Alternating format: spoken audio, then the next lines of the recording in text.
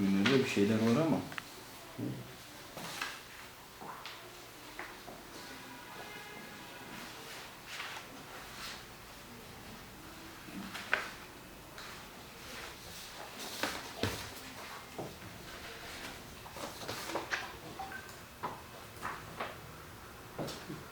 Gaziantep özellikle küçükbaş kurbanının tercih edildiği bir ilimiz. Bu anlamda da Gaziantep'te de tabii şu anda bir kurban hareketliği başladı. Ancak özellikle son yıllara baktığımız an itibarıyla küçükbaş hayvanda Gaziantep'te özellikle damızlık hayvanda üretimin azaldığını çok rahatlıkla görebiliyoruz ve dolayısıyla üretimin azalması ister istemez fiyatlara da hep bir etki ediyor. Özellikle mesela Gaziantep'te damızlık küçükbaş hayvan üretimine baktığımız zaman son 5-6 yılda 337 bin bizim damızlık anaç koyun keçimiz vardı. Bugünlerde bunun 220, 225 bin, 227 bin bantlarına geldiğini görüyoruz. Yani yaklaşık son 5-6 yılda Gaziantep'te küçükbaş hayvan mevcudumuzun yaklaşık %33-35 civarında azaldığını görüyoruz.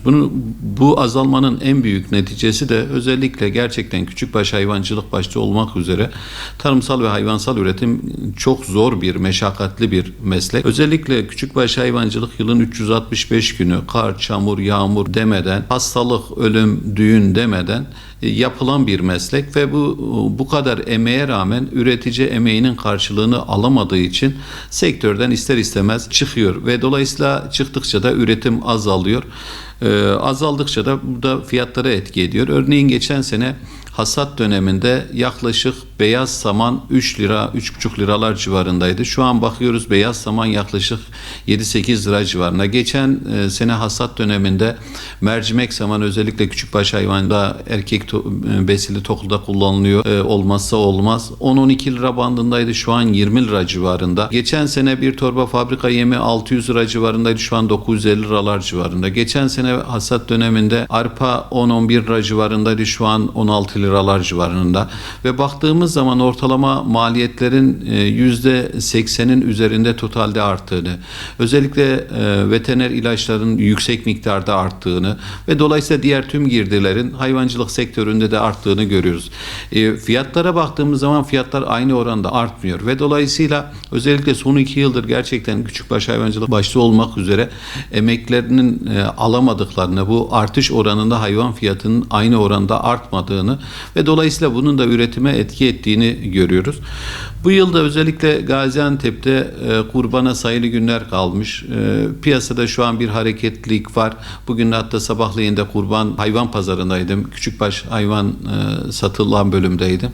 Ve orada özellikle toptan küçükbaş hayvan erkek besilik, toklu ve kurbanlık hayvanların satıldığını yine orada gördük. Üreticilerimizle beraber konuştuk. Mesela pazarda bugün toptana Van beyazı dediğimiz Akkaraman 313 lira, 317 lira, 319 liradan toptana mesela satıldı. Bunu alıp toptana alan kişi kurbanda tek tek bunları satacak. 20-25 gün bunlara tekrardan bakacak. Bunların içerisinde hastalanan olacak, ölen olacak. Bunların içerisinde diyelim ki kurbana getirecek, nakliye ödeyecek, o 2-3 gün kurban yerinde kalacak. Bu hayvanların hepsi 3-4 kilo, 5 kilo fire verecek. Ve dolayısıyla hani bu 313, 317, 319 liraya toptan alan adam bu kadar zahmete de üzerinde ekleyip biraz da para kazanmasını baktığımız zaman hani özellikle bu bayramda Gaziantep'te özellikle kurban fiyatının küçükbaş erkek toklu Akkaraman dediğimizin 350 liralar civarında olacağını, Mor Karaman'ın 330 liralar civarında olacağını, bizim özellikle Gaziantep'e özgü hallik dediğimiz sarıbaş ivesi ırkı erkek kurbanlıklarımızın 380 lira civarında satılabileceğini öngörüyoruz. Tabii biz ne dersek diyelim burada özellikle alıcı satıcı en büyük etkendir. Hayvanın özellikle yapısı, hayvanın kilosu, hayvanın randımanı, etinin lezzeti çok önemlidir bu pazarlıkta. Özellikle kuzunun fiyatı farklı olur, toklunun fiyatı farklı olur. Ögeç dediğimiz 1 ile 2 yaş arasındaki hayvanın fiyatı farklı olur. Koç dediğimiz 2 yaşın üzerindeki hayvanın fiyatı farklı olur.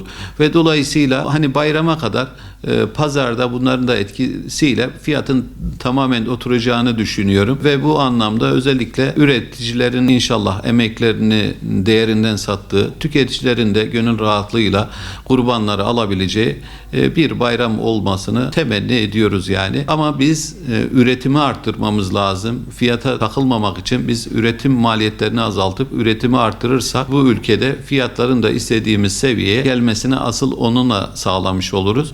Ve yine özellikle belirtmek isterim ki Türkiye'deki en büyük sıkıntılarımızdan bir tanesi tarımsal ve hayvansal üretimde maalesef üretici üretmiş olduğu ürünün fiyatını kendisi belirlemekte zorluk çekiyor ve alıcı belirliyor veyahut da başkaları belirlemeye çalışıyor. Bizim bunu önlememiz lazım. Her sektör kendi üretmiş olduğu ürünün bedelini kendisi belirliyor. Ama tarım ve hayvansal üretime geldiğimizde bunu maalesef birileri belirlemeye çalışıyor veyahut da alıcı belirlemeye çalışıyor. Bu anlamda dolayısıyla ürettiği ürünü değerinden satamayan üretici de bu kadar emeğe rağmen para da kazanamayınca zamanla sektörden çıkıyor ve biz de dönüp köylere, kırsala baktığımızda köylerin, kırsalın zamanla gitgide boşaldığını ve üretimin özellikle hayvansal üretimin azaldığını görüyoruz. Dün de TÜİK 2025 yılı kırmızı et verilerini açıkladı ve baktığımızda %10'un üzerinde bir azalmanın olduğunu görüyoruz. Bu gerçekten ülkemiz için çok sıkıntılı bir rakam. Bizim bunları çözebilmemiz için özellikle bu zor şartlarda üretim yapan insanları, üreticileri desteklememiz lazım. Devletimizin desteği yok mu? Var. Bu anlamda hayvan başına vermiş olduğu destek var. Toprak Mahsulleri Ofisi ile arpa desteği sağlamaya çalışıyor. Bir kısmına yeterli miktarda olmasa da hani bunu da göz ardı etmemek lazım ama eğer üretim TÜİK rakamlarına göre de bu kadar azalmışsa demek ki bizim hala yapmamız gerekenler var. Bu anlamda bizim üreticiye daha çok ses vermemiz lazım. Onların söylediklerini biraz daha dikkate alırsak bence ülkenin üretimine katkıyı bu şekilde sağlarız diye düşünüyorum.